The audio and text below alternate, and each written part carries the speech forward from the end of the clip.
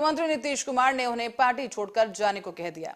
अब उपेंद्र नीतीश की पार्टी से अलग हो गए हैं, पर एक बड़ा सियासी घमासान बिहार में शुरू हो गया। सवाल यह भी उठ रहा है कि जब नीतीश कुमार अपनी ही पार्टी को जोड़कर नहीं रख पाए तो विपक्ष को एक साथ लाने की बात वो किस बिना पर कर रहे हैं। एक रिपोर्ट देखिए। 2020 में विधानसभा का जो चुनाव हुआ था, उस वक्त हम उनके साथ फिर से चुनाव के बाद उनके साथ आ गए, क्योंकि उस वक्त बिहार की जनता का जो आदेश मिला था नीतीश कुमार जी को और मुझको, उस आदेश को देखते हुए मुझको लगा कि हम लोग आपस में बटे रहेंगे तो फिर से बिहार में पुरानी स्थिति लौट सकती है। विरासत जननायक कर्पूरी ठाकुर जी की, जिसको बढ़ाने का दायित्व नीतीश जी के ऊपर है, वह विरासत फिर से रसातल में जा सकती है। तो नीतीश जी ने मुझको आवाज दी और नीतीश कुमार जी के साथ हम खड़े हो गए। पूरा जो कुछ भी उस वक्त मेरे हाथ में राजनीति की दृष्टि से था, सबको न्यौछावर करके नीतीश कुमार जी के साथ हम हो गए।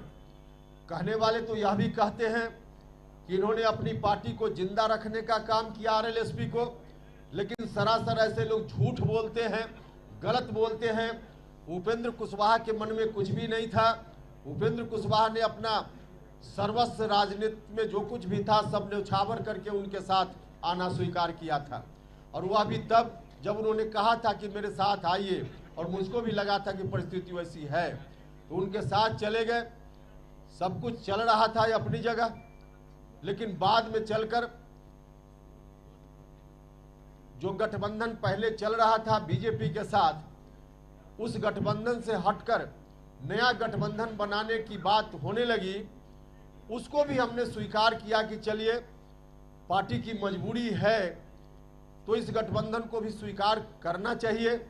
लेकिन उस वक्त भी गठबंधन बनने से पहले राष्ट्रीय अध्यक्ष जी को, मुख्यमंत्री जी को हमने कहा था कि गठबंधन जरूर हो, आप अगर चाहते हैं यही रास्ता है तो कीजिए, लेकिन इसका नेतृत्व आप अपने हाथ में रखिए, नीतीश कुमार जी के हाथ में हो। क्योंकि हम जानते थे कि अगर नीतीश कुमार जी के हाथ से नेतृत्व निकल गया तो जननायक कर्पूरी ठाकुर जी की विरासत फिर से ध्वस्त होने लगेगी। तो मुझसे कहा गया कि हाँ ठीक, ऐसा ही होगा। लेकिन गठबंधन बनने के थोड़े ही दिन के बाद न सिर्फ आरजेडी के लोगों की ओर से गठबंधन के बारे में कोई डील की गई है उसकी चर्चा होने लगी, उसका दावा होने लगा, बल्कि स्वयं नीतीश कुमार जी ने सार्वजनिक रूप से यह कहना शुरू किया कि हम अब आगे बिहार का दायित्व राष्ट्रीय जनता दल के नेता के ऊपर सौंपना चाहते हैं। 2 दिन से हम लोग ये सुन रहे थे कि उपेंद्र कुशवाहा जी कुछ लोगों के साथ मीटिंग कर रहे हैं, और नाम तो उन्होंने दिया था कि जनता दल यू के कार्यकर्ता। कौन जनता दल यू के कार्यकर्ता उनकी मीटिंग से गए? कोई जनता दल यू का कार्यकर्ता उनकी बैठक में से गए। हाँ, उनका एक कुनबा छोटा सा पहले से भी चलता रहा है, उसी कुनबा के लोग उस मीटिंग में थे, कल भी थे, आज भी थे। और यह भी हम लोगों ने सुना है कि उन्होंने नई पार्टी बनाने का ऐलान किया है। बहुत अच्छी बात है, हम लोग की शुभकामना है वो पार्टी बनाएंगे, लेकिन जहाँ भी जाएं अस्थिर से नहीं, क्योंकि उपेंद्र कुशवाहा जी का इतिहास है। उपेंद्र कुशवाहा जी पहला टर्म विधायक बने थे। हम सम्मान की बात करें, पहला टर्म विधायक बने थे, और माननीय मुख्यमंत्री नीतीश कुमार जी ने वो फर्स्ट टर्म वाले को विरोधी दल का नेता बनाया।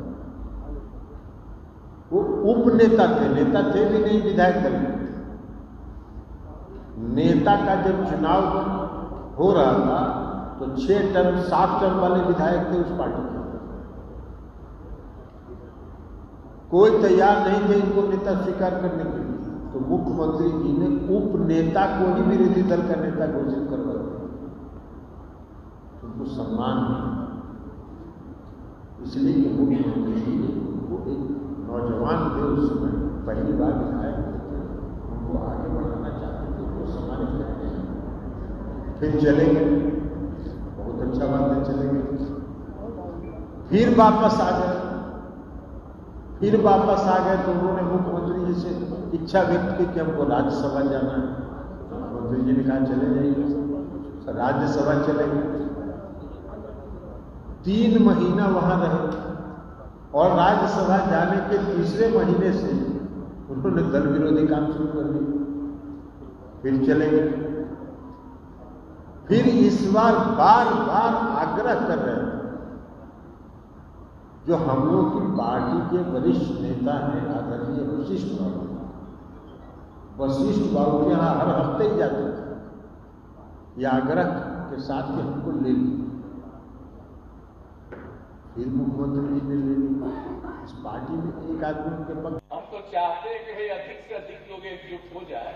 ताजा पाए हुए हैं, ताकि के माध्यम से आपके पार्टी के नेतृत्व को हम अनुरोध करेंगे कि जल्दी से जल्दी फैसला करिए और हम लोग को बुला करके बात कर लीजिए कि कहां कहां और किनके किनके साथ एकजुट होकर के अगला चुनाव लड़ना है।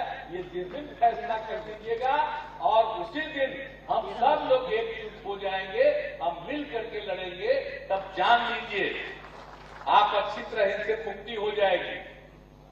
और अगर आप लोग ठीक से सोच करके चलिएगा, तो हम कह रहे हैं शुरू से, हम इंतजार करेंगे।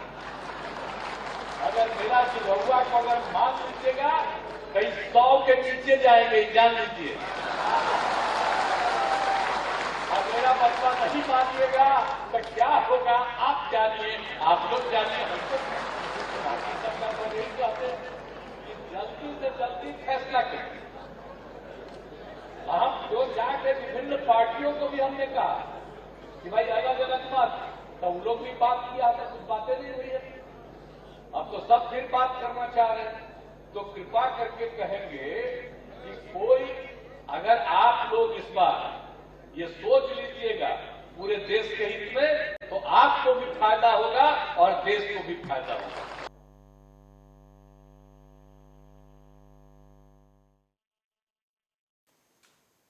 तो चलिए अब चर्चा शुरू करते हैं और हमारे साथ आज जुड़ चुके हैं मनोज लाल मनु, नेता जेडीयू, और आलोक वात्सल्य, नेता बीजेपी। आप दोनों ही गेस्ट का बहुत बहुत स्वागत आ न्यूज पर। मनु जी, सबसे पहले आप ही के पास आऊंगे सर कि उपेंद्र कुशवाहा पार्टी से अलग क्या हुए, उनके आरोपों का पिटारा खुल गया है, मोदी प्रेम बाहर आ रहा है और कई उन्होंने बयानबाजियां भी इस दौरान की हैं, नीतीश कुमार पर कई आरोप मढ़ दिए गए, क्या कहेंगे?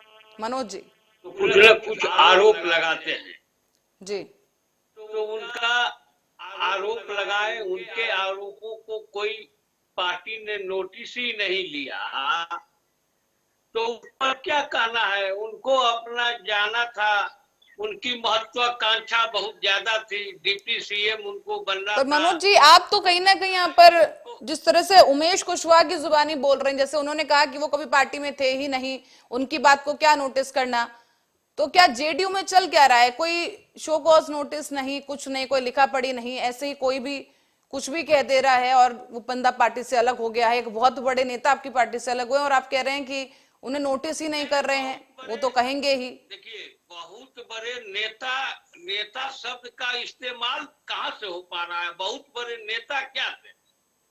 वो तो जब भी थे तो नीतीश कुमार जी के साथ यहाँ थे, 13 वर्ष तक दूर रहे थे, तो मोदी जी के कारण एक बार एमपी हो गए थे। उसके बाद जब जब उनको अकेले अपना मौका मिला तो बिहार की जनता ने उनको धूल चटा दी। तो नेता क्या थे? जात आधारित राजनीति करने से कुछ। पर जाति की राजनीति करने का आरोप तो वो जेडीयू पर लगा रहे हैं। मनोज जी,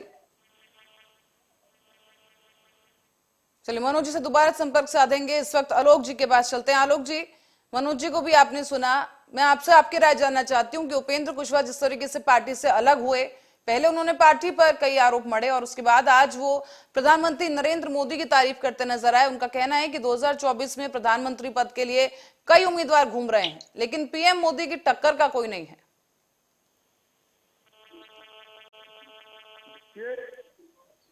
उपेंद्र कुशवाहा और नीतीश कुमार जी, एक पलटू राम है, एक फलतू राम है।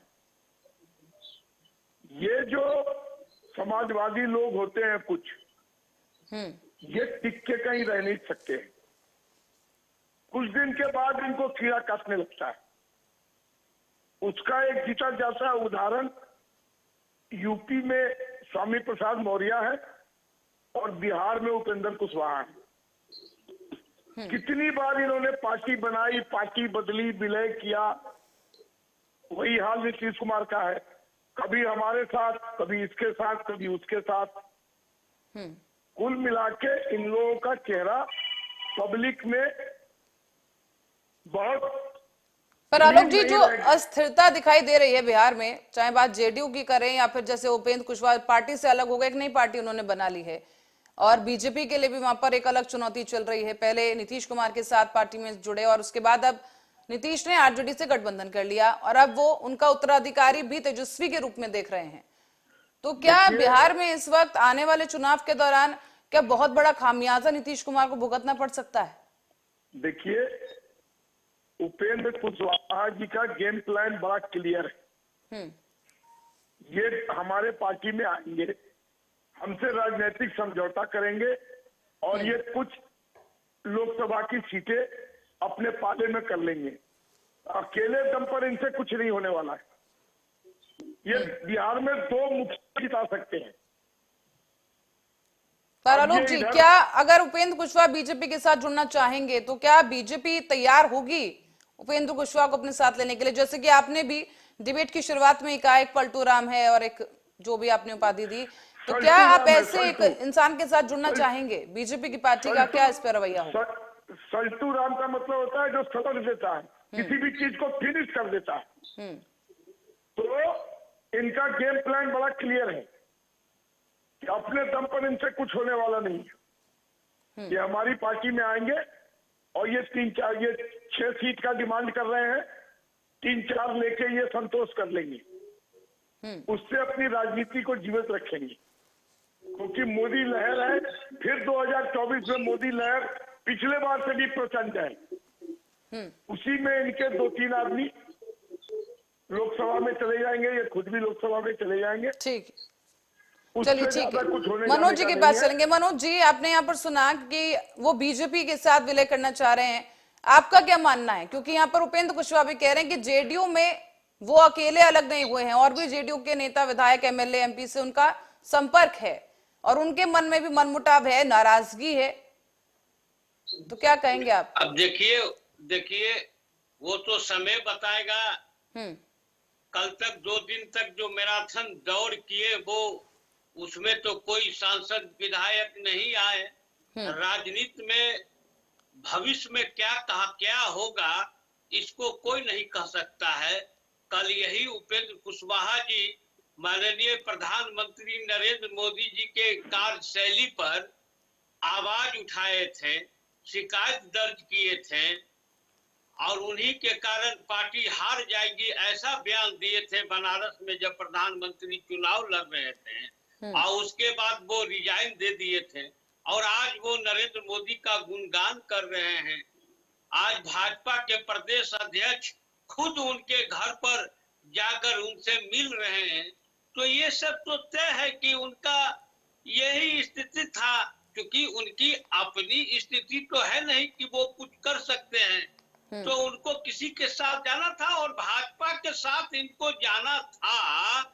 ये तो उसी समय तय हो गया था जब वो महागठबंधन में जब आए तो सबसे अग्रिम पंक्ति में बैठे हुए थे, हर कार्यक्रम में, हर प्रेस कॉन्फ्रेंस में। और उसके बाद इनका मनमोह हुआ, क्योंकि इनको लगा कि इनको एमएलसी बना दिया गया है। अब इनका 2 सीट है, एक उजियारपुर है और एक काराकाट है। तो काराकाट से हमारे महाबली सिंह हैं, तो जदयू वहां उनको देगी नहीं, और उजियारपुर से आलोक मेहता है, तो राजद वो सीट को छोड़ेगी नहीं, तो उनके सामने कोई चारा था नहीं, क्योंकि अति महत्वाकांक्षी हैं, तो चारा तो था नहीं। और भाजपा नेताओं के संपर्क में थे, बहुत सारे लोग, विभिन्न दलों के लोग उनसे मिलने के लिए गए थे एम्स में, लेकिन फोटो एक सुनिश्चित। तो मनोज जी, पार्टी के संसदीय बोर्ड का उन्हें अध्यक्ष क्यों बना दिया गया? अगर इतनी समस्या थी उपेंद्र कुशवाहा से, तो उन्हें क्यों वो झुंझुना थमा दिया गया, जिसे वो झुंझुना कह रहे हैं? वो कह रहे हैं कि उन्हें पावर जरूर दी गई, लेकिन उनकी कोई सुनवाई नहीं हुई। क्या आपको नहीं लगता कि नीतीश कुमार भी कहीं ना कहीं जिम्मेदार हैं, जो आज उपेंद्र कुशवाहा को पार्टी से अलग होना पड़ा? करना पसंद करेंगे तब ना। वो तो एमएलसी बनने के बाद तो उड़ने लगे थे आकाश में। अब वो उप मुख्यमंत्री के खुद ही अपने मुंह से बोलते जा रहे थे। तो जैसे ही मुख्यमंत्री जी ने कहा कि दूसरा उप मुख्यमंत्री नहीं हो सकता है, तो ये अपना भाजपा के गोद में चले गए। अब भाजपा को भी जरूरत थी, जो नीतीश जी के खिलाफ कोई कुछ बोले, उसको उनकी जरूरत थी, तो उन्होंने उपेंद्र कुशवाहा जी को मैनेज किया, और वो मैनेज होते चले गए। ये तो आप खुद देख लीजिए ना, इनके पार्टी के नेता बार बार बयान दे रहे थे कि उपेंद्र कुशवाहा जी पार्टी में आएंगे तो स्वागत होगा।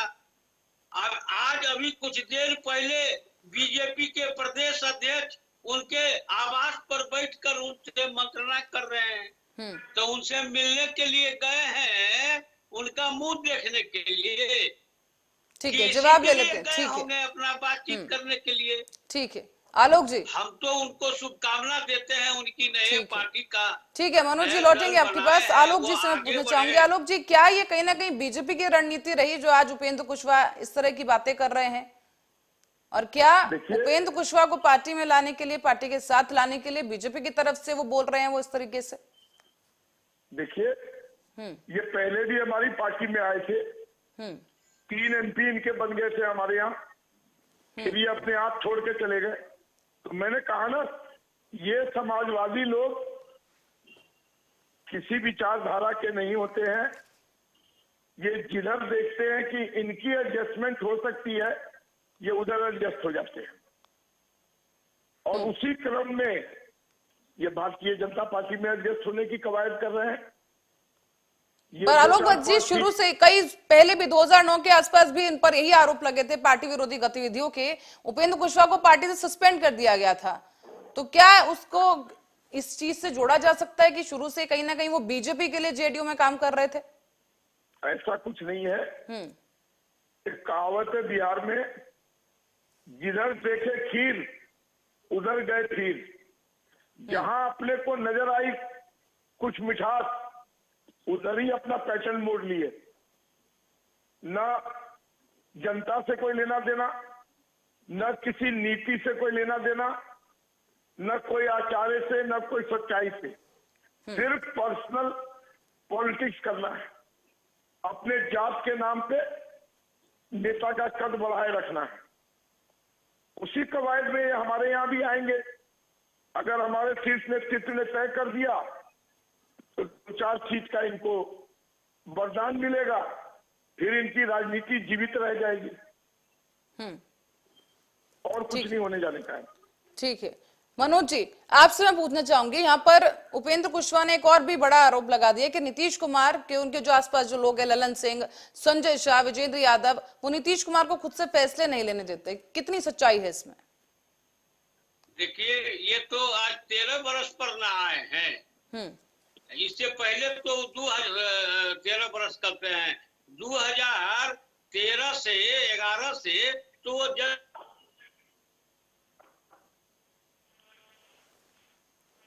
जी मनोज जी,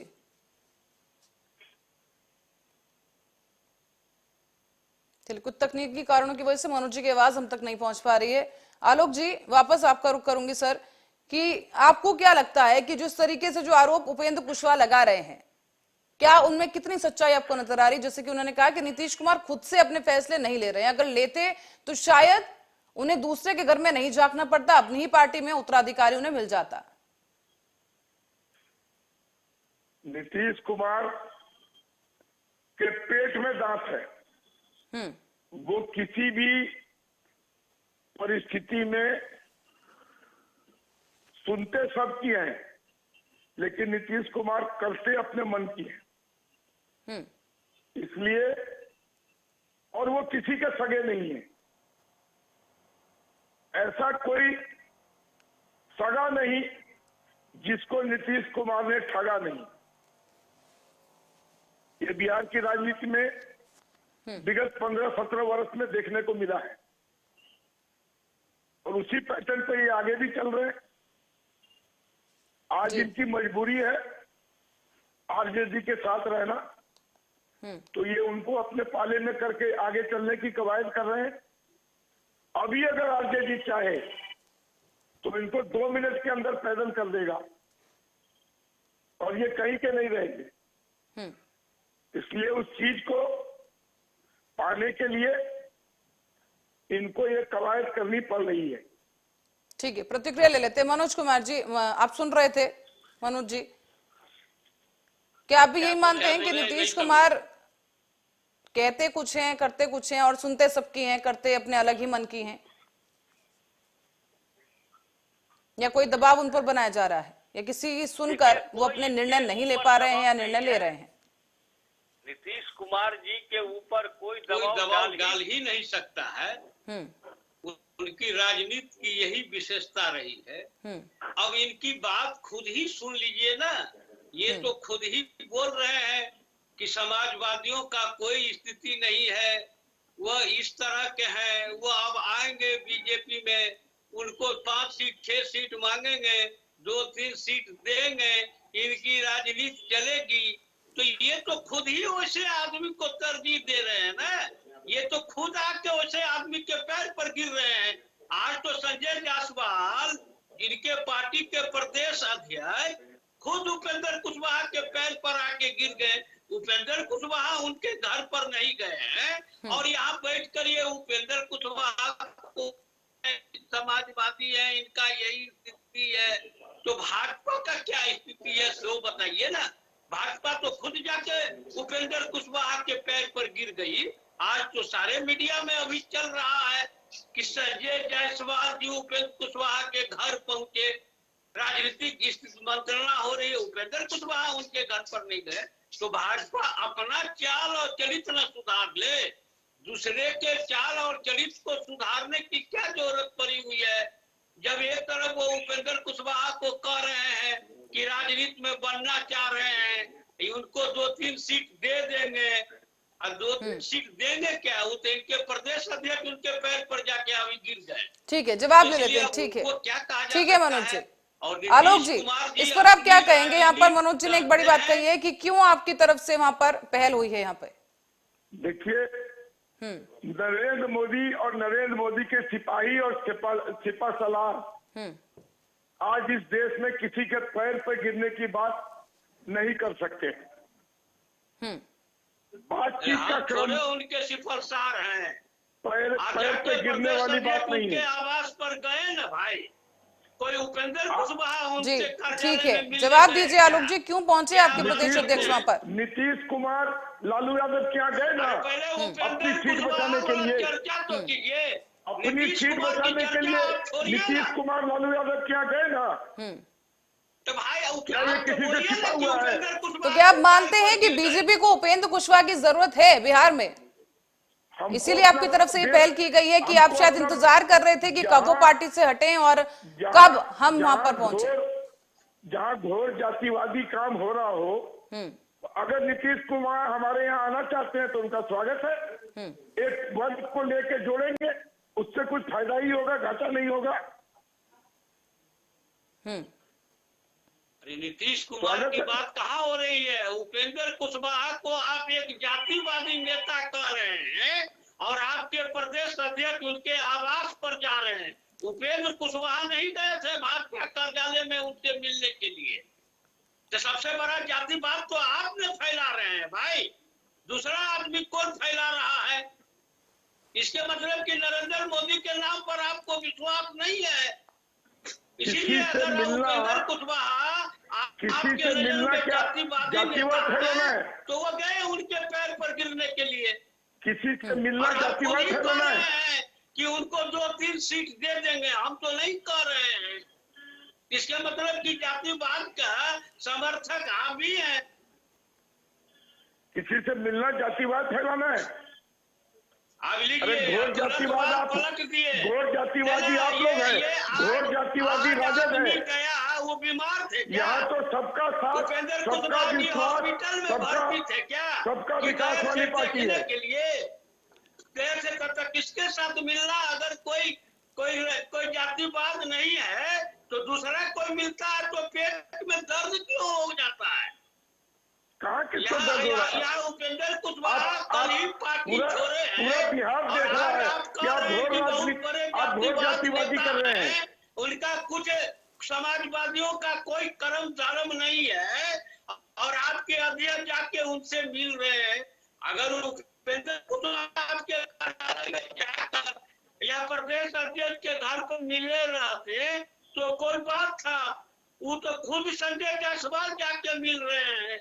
मनोज जी, तो क्या आप इस पर इशारा कर रहे हैं कि एक सोची समझी रणनीति के तहत ये पूरा काम हुआ है? मनोज जी, मिलने में क्या अर्ज है? ठीक है, आलोक जी लौटेंगे आपके पास। मनोज जी, क्या आपको लगता है सोची समझी रणनीति के साथ उपेंद्र कुशवाहा पार्टी से बाहर गए? बीजेपी का भी इसमें कहीं ना कहीं हाथ है? अगर रणनीति नहीं रखा तो एम्स में ये भर्ती हुए थे दिखाने के लिए, तो भाजपा नेता का ये फोटो क्यों वायरल हुआ था?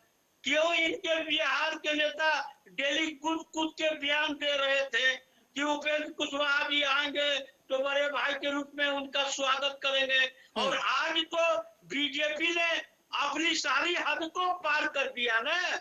आज उनके प्रदेश अध्यक्ष चलिए, ठीक है, उनके घर पर मिलने के लिए ठीक है, ठीक है, आलोक जी से जवाब ले लेते हैं। ठीक है, ठीक है मनोज जी, घर पर गए रहते तो माना जा सकता था।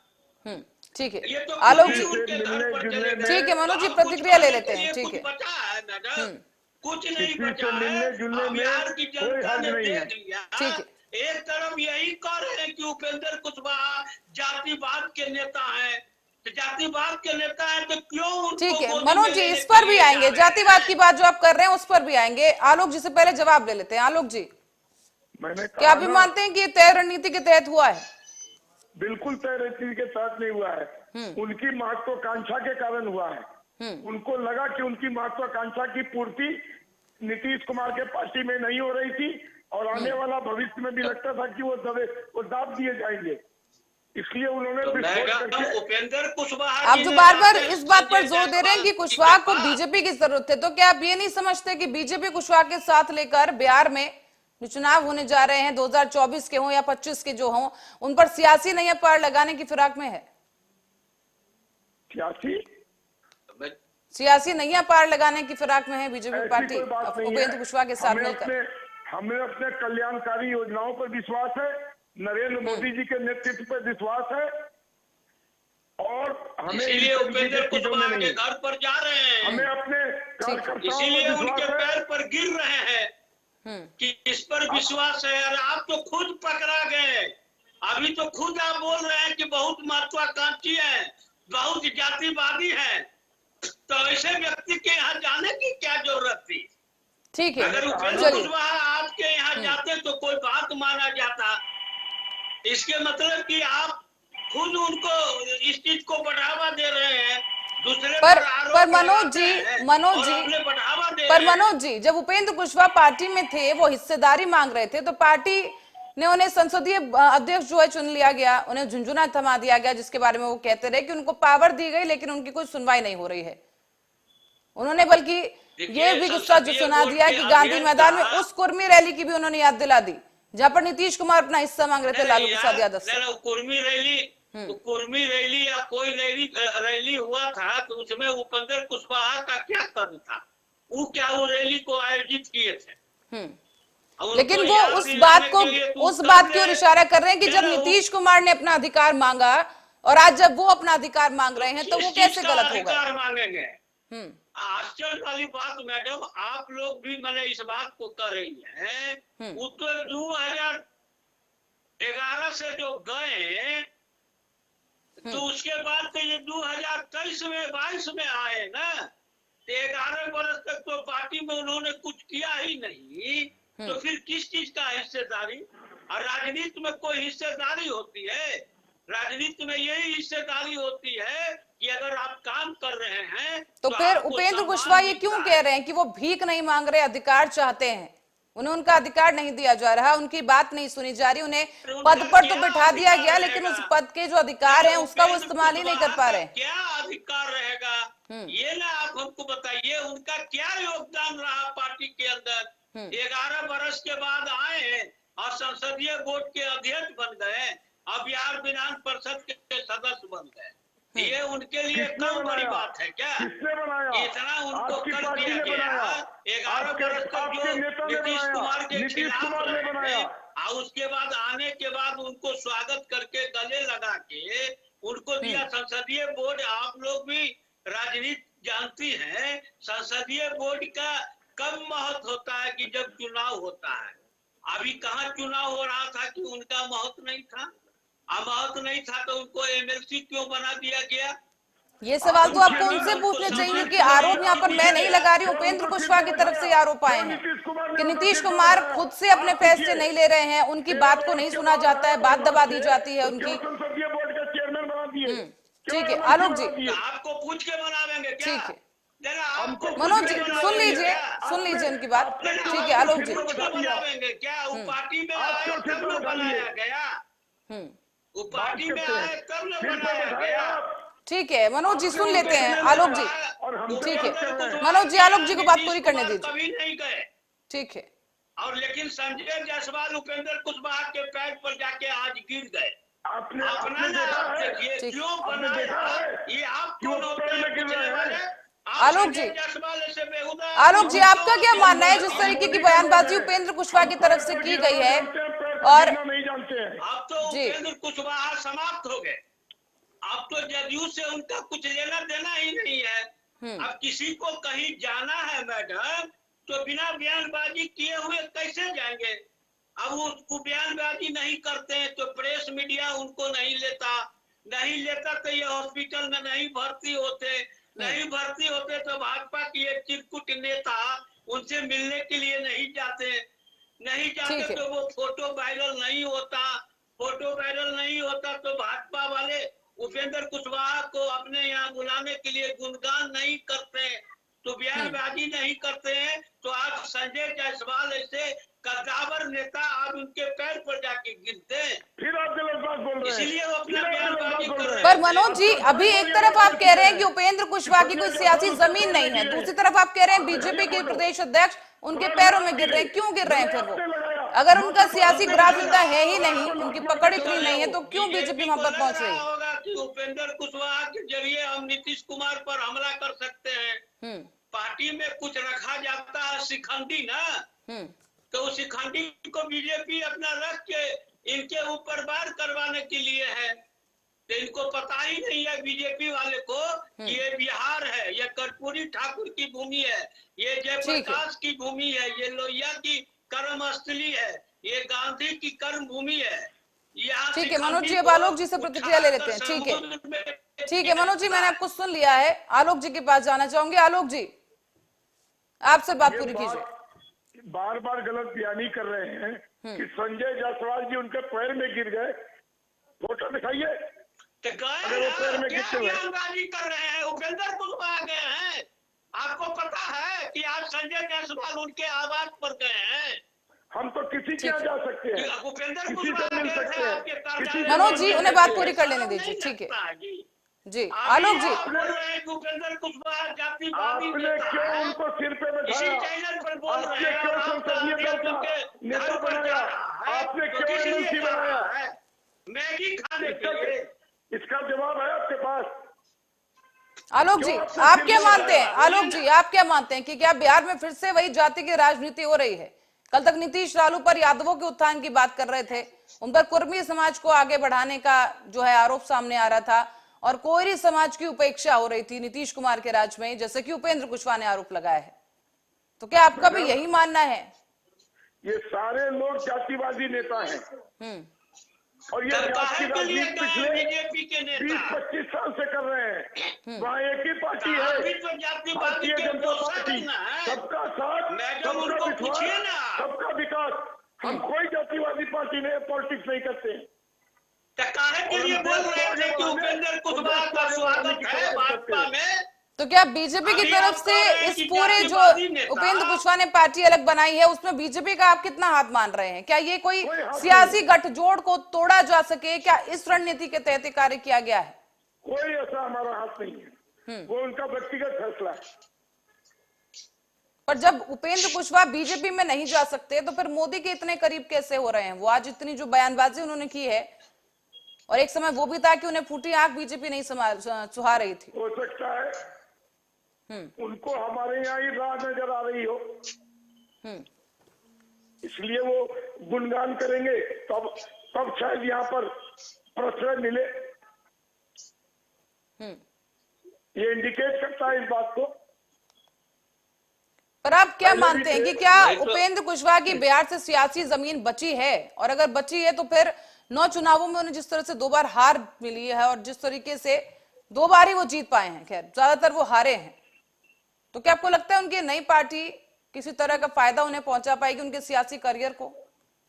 देखिए, अकेले चलेंगे तो उनको कुछ नहीं हासिल होगा। अगर हमारे साथ आएंगे तो हो सकता है कुछ हासिल हो जाए। ठीक अकेले तो कुछ नहीं होने का है। ठीक है न मनोज जी। ये खेल बना सकते हैं और न ये खेल बिगाड़ सकते हैं। ठीक है मनोज जी, देखिए- आपसे भी सर मेरा यही सवाल है कि आपका क्या मानना है, क्या उपेंद्र कुशवाहा जो अपनी नई पार्टी लेकर आए हैं, क्या उनके सियासी ग्राफ को कहीं ना कहीं वो बढ़ा पाएगी, कुछ असर डालेगी? देखिए, भाजपा बड़ी पार्टी है और भाजपा जब उनके जैसे जिनको कि ये जातिवादी नेता बोलते हैं, जिनको ये कहते हैं कि हमारे यहाँ आएंगे तो इनको 2-3 सीट मिल जाएगा, उस नेता को भाजपा के नेता जब तक वो पार्टी से नहीं छोड़ते हैं तब तक अपने पार्टी में स्वागत की बात करते हैं और रात में पार्टी का स्वागत करते हैं और सवेर में जो है, दिन में जो है उनके प्रदेश अध्यक्ष उनके घर पर जाते हैं। तो ये तो यही संदेश खुद में ही आ रहा है, इसमें किसी को बोलने की जरूरत नहीं है। और ये भी सही बात है, इसमें भी कहीं से कोई दो मत नहीं है कि देश में कोई भी पार्टी अब अकेले सत्ता में नहीं आ सकती है, चाहे वो भाजपा हो, कांग्रेस हो। और आप देख लीजिए कि बिहार में भी भाजपा अकेले कुछ नहीं कर पाई। 2015 में 5-5 लोग इनके साथ मिले हुए थे, उसके बाद भी 60 पर आके अटक गए। तो जब नीतीश जी इनके साथ रहे हैं तभी इनका ग्राफ बढ़ा है। अब अगला 2025 देखा जाएगा। अब इसके लिए वो एक जातिवादी नेता जिसको ये मनोज जी, क्या आप भी मानते हैं कि नीतीश को भी और पार्टियों के साथ की जरूरत है, जैसे कि वो खुद भी मंच से बोल रहे हैं कि विपक्ष को साथ में आना चाहिए? सभी को, बीजेपी को ताकत है कि अकेले चुनाव केंद्र में लड़ लेगी, सब गठबंधन के खिलाफ नहीं लड़ सकती है। लड़ेगी तो 100 के नीचे भी नहीं पहुंचेगी। सभी लोगों के मिलने के बाद ही शासन हुआ। चाहे अटल बिहारी वाजपेयी जी के काल का आप इतिहास उठा लीजिए या नरेंद्र मोदी के काल का, 24 दल साथ हैं पूरे देश में। उसके बाद होगा, क्षेत्रीय दल को आप नजरअंदाज नहीं कर सकते हैं। एक लाइन इनके राष्ट्रीय अध्यक्ष मार के गए थे कि क्षेत्रीय दल को ये करेंगे, लेकिन बिना क्षेत्रीय दल का इनका राजनीति संभव नहीं है। ये खुद ही यहाँ दिखा दिए। उपेंद्र कुशवाहा कल दल बनाए, आज उनके घर पर मिठाई खाने के लिए पहुंच गए, तो ये तो खुद सामने साबित करता है मैडम। ठीक है, आलोक जी से भी जानते हैं। आलोक जी, आपका भी क्या यही मानना है कि इस वक्त अकेले कोई भी पार्टी चुनाव नहीं लड़ सकती है, उसे साथ की जरूरत है, विपक्ष की जरूरत है, और नीतीश कुमार भी यहाँ पर विपक्ष को एकजुट करने की कोशिश कर रहे हैं? देखिए, जो ये बात कह रहे हैं उसमें कुछ विश्वसनीयता जरूर है, लेकिन ये विपक्ष के खेमे में ज्यादा जरूरी है, क्योंकि इनके यहाँ 6 प्रधानमंत्री के दावेदार हैं। जी। हमारे यहाँ एक प्रधानमंत्री का दावेदार है, तो हमारे यहाँ कोई हड़बड़ी नहीं है, हमारे को किसी तरीके का खतरा नहीं है। हमारी पार्टी मजबूत है, देश मजबूत कर रहे हैं, जनता को मजबूत कर रहे हैं और भारत को विश्व गुरु बनाने की तरफ। तो आलोक जी, क्या वजह रही कि बिहार में बीजेपी कुछ खास करिश्मा दिखा नहीं पाई? जातिवाद करते हैं जी, आपस में भिड़ंत करते हैं। पर आलोक जी बीजेपी बिहार में क्यों कोई करिश्मा नहीं दिखा पाई अपने दम पर? बिहार में घोर जातिवादी है, अभी बिहार को इससे उभरने में कुछ टाइम लगेगा। पर उपेंद्र कुशवाहा जैसे कि पार्टी से अलग हुए, क्या आपको लगता है कि जो जेडीयू है, जो सबसे बड़ी पार्टी वहां पर है, फूट पड़ गई है पार्टी के अंदर? नहीं, ऐसा मैं नहीं मानता हूँ। उपेंद्र कुशवाहा का पुराना इतिहास भी रहा है इधर से उधर आने जाने का। हो सकता है उनको कुछ नजर नहीं आ रहा हो अपने बारे में। उन्होंने कहा ही था कि मैं मंदिर का महंत थोड़ी हूँ, पूजा करने थोड़ी बैठा हूँ, तो मुझे तो कुछ चाहिए। हो सकता है उनको लग रहा हो यहाँ कुछ नहीं मिलने वाला है, तो वो अपना दूसरी पारी की शुरुआत कर दी है। क्या ये कहना गलत होगा कि कुशवाहा भी अब बनेंगे बिहार के नए चिराग पासवान, जिनको बीजेपी अपनी सियासी हथियार की तरह इस्तेमाल करेगी? पहले भी थे, कोई नई बात तो होगी नहीं, पुनरावृत्ति होगी। पहले थे फिर हो जाएंगे, कोई नई बात तो होगी नहीं। ठीक है मनोज जी, क्या आपको भी ये लगता है कि अगले चिराग पासवान जो है बिहार में उपेंद्र कुशवाहा बनने जा रहे हैं? हो सकता है भाजपा उनको मुख्यमंत्री के दावेदार माने। ऐसे तो हम लोग तो नहीं मानते हैं, क्योंकि अभी भी उपेंद्र कुशवाहा मुख्यमंत्री के दावेदार थे 2020 में ओवैसी और बहुजन समाज पार्टी और किस पार्टी को लेकर 200 से ऊपर सीट पर चुनाव लड़े थे। 3 ठो पर जमानत बची, बाकी सब पर जमानत जब्त हो गई। सबसे तो मुझे भाजपा के साथी पर लग रहा है कि ये कह रहे हैं कि ये बहुत बड़े जातिवादी नेता है, ये कई बार गए हैं, कई बार आए हैं, उसके बाद भी इनके घर पर जाकर उनका किरोड़ी मिरोड़ी कर रहे हैं। इस पर तो इनके मुंह से एक शब्द नहीं निकल रहा है कि ये गलत कर रहे हैं कि सही कर रहे हैं। भाजपा में आज इनको जातिवादी नजर बिहार में नजर आने लगा। इनके नेता साफ बोलते हैं कि कोई जातिवाद नहीं है, हम विकास की बात करते हैं। तो ये तो अपने ही में न फंस जा रहे हैं। पर मनोज जी, जिस तरीके की उत्तराधिकारी की अभी आप दावेदारी की जैसे बात कर रहे थे, जो उत्तराधिकारी की बात हो रही है नीतीश कुमार की बात, तो उसके बाद तेजस्वी यादव का नाम सामने आ रहा है, ऐसा क्यों? क्या जेडीयू में और कोई नहीं है जो उत्तराधिकारी बन सके? क्यों नहीं आ सकता है? तेजस्वी यादव को बिहार में वो चुनाव लड़ा तो सबसे बड़ी पार्टी के रूप में उसकी पार्टी न रही भाई, तो क्यों नहीं सबसे बड़ी पार्टी मुख्यमंत्री के दावेदार क्यों नहीं हो सकती है? अब तो ये 2025 का चुनाव होगा, उसके बाद में उस पर निर्णय लिया जाएगा। हमारे यहाँ तो कई मुख्यमंत्री के उम्मीदवार हैं, इनके यहाँ कौन उम्मीदवार है? कोई चेहरा है मुख्यमंत्री बनने लायक? चलो ठीक है, वो तो बात बाद में की जाएगी, लेकिन फिलहाल जो सवाल उठ रहा है वो तो लाजमी है ना कि क्या जेडीयू में कोई भी, मैं फिर दोहरा रही हूँ अपना सवाल मनोज जी की, क्या जेडीयू में कोई भी ऐसा नहीं है व्यक्ति जो नीतीश कुमार का उत्तराधिकारी बन सके? देखिए, नीतीश कुमार की उत्तराधिकारी बनने की कोई सवाल ही नहीं उत्पन्न होता है। ये कोई राजतंत्र नहीं है, ये राजतंत्र उन्हीं के यहाँ, जिसको आरएसएस कहा वही मुख्यमंत्री प्रधानमंत्री बनेगा, हर राज्य में मुख्यमंत्री बनेगा, ये राजतंत्र उन्हीं का है। हमारे यहाँ लोकतंत्र है, चुनाव होगा, विधायक तय करेंगे कि कौन बिहार के मुख्यमंत्री होंगे। हमारे यहाँ राजतंत्र नहीं, इसलिए उत्तराधिकारी शब्द आता ही नहीं है।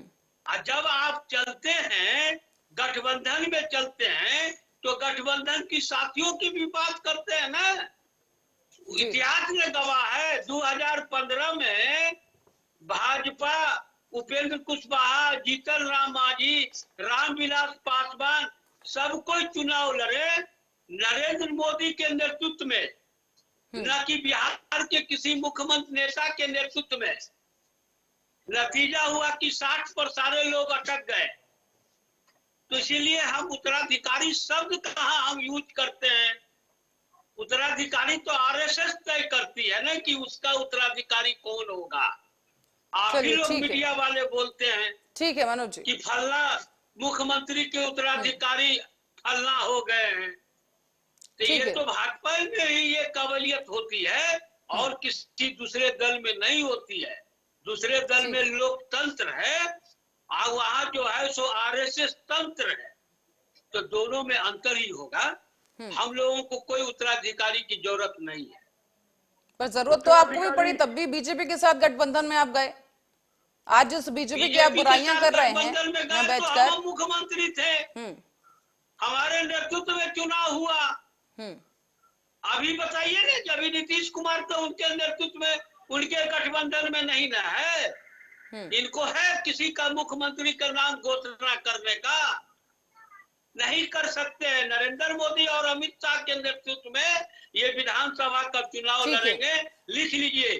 ठीक है मनोज जी, जवाब ले लेते हैं। आलोक जी कुछ कहना चाह रहे हैं। ठीक है मनोज जी। जी आलोक जी, जितनी बेशर्मी से ये अपनी बात को रख रहे हैं उससे मुझे आपसे भी कोई बेशर्म है क्या? अरे बोलिए ना, आपके यहाँ कौन है मुख्यमंत्री का दावेदार? है आपको ताकत बोलने का? हमारे गठबंधन में तो बोले नीतीश कुमार, तेजस्वी यादव मुख्यमंत्री को मिल रहा। आपके गठबंधन में कौन है? आपके भाजपा में कौन है? नरेंद्र मोदी और अमित शाह। और खुद बेशर्म आप हो गए, आप दूसरे को बेशर्म बोल रहे हैं।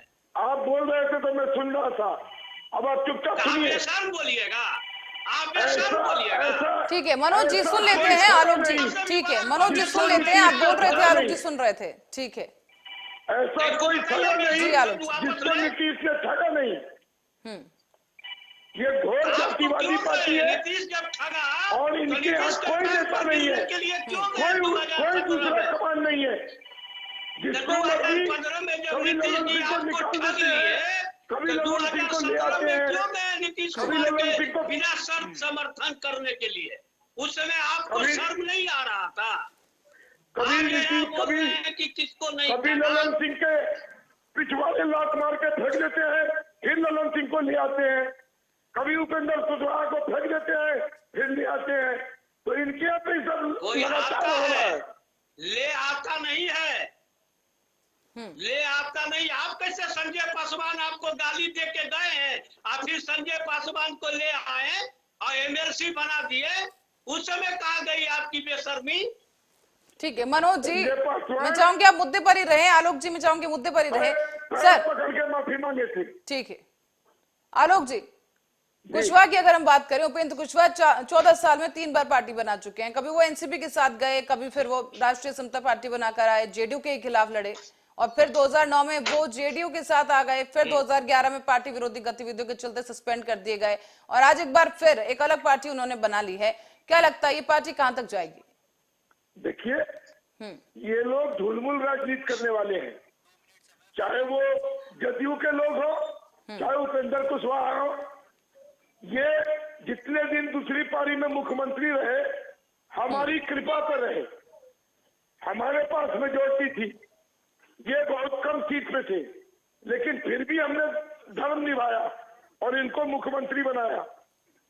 आज फिर ये राजद की कृपा पे है, राजद इनके तिगुना ज्यादा सीट पे है और उसकी कृपा पर ये मुख्यमंत्री बने हुए हैं। ये क्या बोलेंगे? ये लोग कृपा पात्र है, कृपा पर रहने वाले लोग हैं, जनता के आशीर्वाद से नहीं है, कृपा पे मुख्यमंत्री बने हुए हैं। वो भी 2024 में साफ हो जाएगा। ठीक है मनोज जी, आलोक जी ने एक बड़ा दावा किया, आप क्या कहना चाहेंगे? Final comment sir.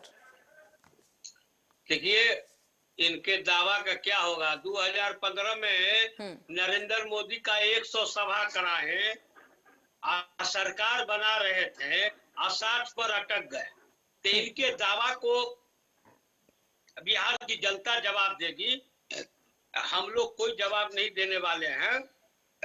इनका काम है। अब खुद ही देखिए ना, खुद ही उपेंद्र कुशवाहा को क्या कह रहे हैं और उनके घर पर जाकर उनसे मिल रहे हैं। तो इनका चाल और चरित्र आप खुद देख लीजिए ना। हमको दिखाने की क्या जरूरत है मैडम? बिहार की जनता सभी बातों को जवाब देगी। चलिए ठीक है, पर समय की कमी मेरे पास। मनोज जी, आपसे मैं एक फाइनल सवाल मैं यहाँ पे कर रही हूँ। मनोज जी, जिस तरह से उपेंद्र कुशवाहा ने कहा है कि अभी भी कुछ एमपी एमएलए हैं जो जेडीयू में है लेकिन वो उनके संपर्क में है, इस पर आप क्या कहेंगे? क्या जेडीयू में फूट पड़ती हुई दिख रही है? आत्ममंथन की जरूरत है इस वक्त नीतीश कुमार को? नहीं, यही बात आरसीपी भी कह रहे थे बीजेपी के कहने पर, और उन्होंने तोड़ने का भी साजिश किया था महाराष्ट्र के हाल वाला स्थिति में। तो आज वो बन बन घूम रहे हैं आरसीपी। तो भाजपा इनको इसीलिए उपेंद्र कुशवाहा के घर पर गई, उनके पैर पर गिरी कि 2-4 को एमपी एमएलए को लाइए। तो इसमें जा रहे हैं, वो अपना कर रहे हैं। लेकिन जो नीतीश कुमार जी के प्रति हैं वो लोग कहीं कोई नहीं जा रहे हैं। इसके लिए आप निश्चित रहिए। और हर चुनाव में एक आध को बीजेपी के इधर भागते हैं, जदयू के उधर भागते हैं, कांग्रेस के उधर भागते हैं, उसको कुछ बड़ी बात नहीं होती है। जब गठबंधन में रहिएगा तो कुछ सीट का एडजस्टमेंट में किसी का कटता भी है। कैसे भाजपा के नेताओं का कट गया? तो ये लोग जाके रामविलास पासवान के पार्टी से चुनाव लड़ गए, और जब चुनाव खत्म हो गया तो फिर आके बीजेपी में मिल गए। तो ये सब चलते रहता है। ठीक है। चलिए आलोक जी, आपसे सिर्फ फाइनल कमेंट चाहूंगी कि क्या कुछ आपको लगता है कि आने वाले दिनों में बिहार की सियासत में एक नया हेरफेर देखने को मिलेगा, उलटफेर होगा एक बार फिर से? आलोक जी,